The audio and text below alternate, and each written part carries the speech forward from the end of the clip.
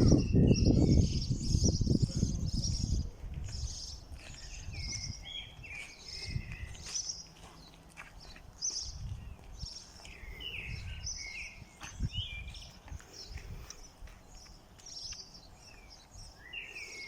et messieurs, nous tenons à saluer et à remercier la présence de nos héros de la Batterie Fanfare, des porte-drapeaux, le président des anciens combattants,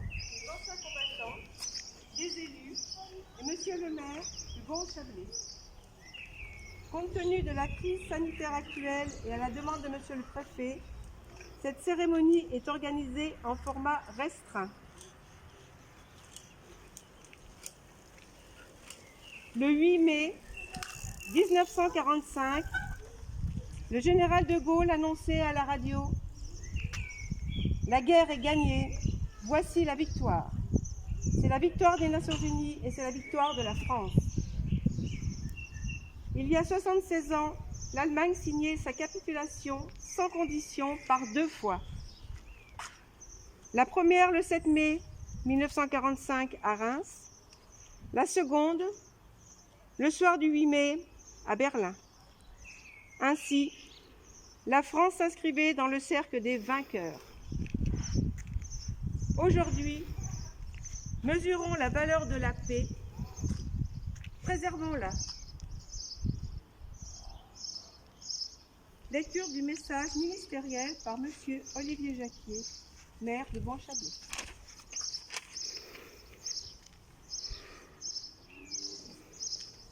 « 8 mai 1945. Par 2 fois, l'Allemagne a signé sa capitulation sans condition. Pour l'Europe, la délivrance est là, la guerre est finie. Enfin. Après tant de souffrances et de désolation, après tant d'espérance et de lutte acharnée, même les épreuves les plus douloureuses ont une fin. Même les tempêtes les plus dévastatrices s'achèvent. Une voix bouleversée emplit les cœurs, les drapeaux ornent les fenêtres, les embrassades se noient dans la liesse populaire. Derrière les larmes de joie, celle de la peine affleure. Personne n'oublie les villes ruinées, les vies dévastées. Personne n'oublie que l'humanité a payé le plus lourd tribut de son histoire. Notre monde a jamais changé. La Seconde Guerre mondiale est une rupture pour notre civilisation qui se sait encore davantage fragile et mortelle. 76 ans plus tard, reliés par notre mémoire commune et épris de la même reconnaissance, nous nous unissons par la pensée et par notre hommage pour saluer le souvenir de celles et ceux qui ont combattu et abattu le fléau nazi. Pour notre pays, rien ne fut simple. Ce combat prit de nombreux visages et la victoire 1000 chemins. Malgré les ardents soldats de Montcornet, d'Abbeville, des Alpes, de Saumur et tous ceux de 40, l'ombre de l'occupation, de la division puis de la collaboration a jeté son voile obscur sur la France. Il y a 80 ans, en 1941, les flambeaux de la résistance brillaient déjà. Le flot du refus et de l'espérance montait, tandis que la répression forgeait son funeste souvenir à Châteaubriand, au camp de Souges ou au Mont-Valérien. La France libre recevait les ralliements des territoires ultramarins et poursuivait son inlassable épopée. Dans les sables de Koufra, elle nouait un pacte avec la victoire et par la voix du colonel Leclerc regardait déjà vers Strasbourg. À l'instar d'Hubert Germain, dernier des compagnons de la Libération, ce fut toute une jeunesse ardente et résistante qui refusa la défaite et l'asservissement, qui refusa de servir les desseins de l'occupant. Tous, ils ont permis à la France de s'asseoir à la table des vainqueurs. Cela fut rendu possible par le combat acharné des armées françaises et des armées alliées, par les forces françaises libres qui jamais ne cessèrent la lutte, par le dévouement des résistants de l'intérieur, par chaque Française et Français qui a refusé l'abaissement de la France et la négation de ses valeurs. Notre gratitude demeure indéfectible. Entendons les mots de Malraux. Un monde sans espoir est irrespirable. La victoire de 1945 est le succès de l'espérance, mais elle est aussi l'aube d'un nouvel effort collectif pour la reconstruction, pour la paix et pour l'Europe. Hier comme aujourd'hui, face aux épreuves et aux crises du temps, la nation française se tient debout, résiliente et espérante. Unis et solidaires, souvenons-nous de l'adversité surmontée et de la liberté reconquise. À présent, je donne la parole à Monsieur Paul Pondeveau, président de l'Association des anciens combattants. Message de l'UFAC du 8 mai 2021.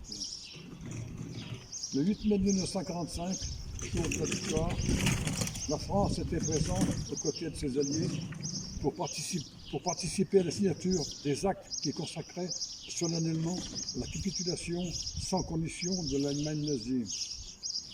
En ce 76e anniversaire de cette victoire, qui marqua la fin de la guerre en Europe, rendons hommage à tous les soldats alliés et français de la métropole et des territoires d'outre-mer, aux volontaires de la résistance, à tous ceux qui, sur terre, sur mer et dans les airs, unirent leurs forces pour vaincre le fascisme et le nazisme. Tous les êtres humains disparus, tués sur les champs de bataille, exterminés dans les camps de concentration, massacrés, torturés, fusillés par acte de résistance, morts à captivité ou écrasés sous les bombardements, méritent notre respect et la fidélité de notre souvenir. Aujourd'hui, le fanatisme religieux, le terrorisme, le réveil des nationalismes menacent la paix, la sécurité des peuples, la liberté et les droits de l'homme. Aussi, fidèles au souvenir de ceux qui ont sacrifié leur vie pour un monde sans guerre et sans haine, l'Union française des associations de combattants victimes de guerre, l'UFAC, appelle à tous nos concitoyens à poursuivre le combat en faveur de la solidarité et de la paix. Vive la République, vive la France. Dépôt de gerbe.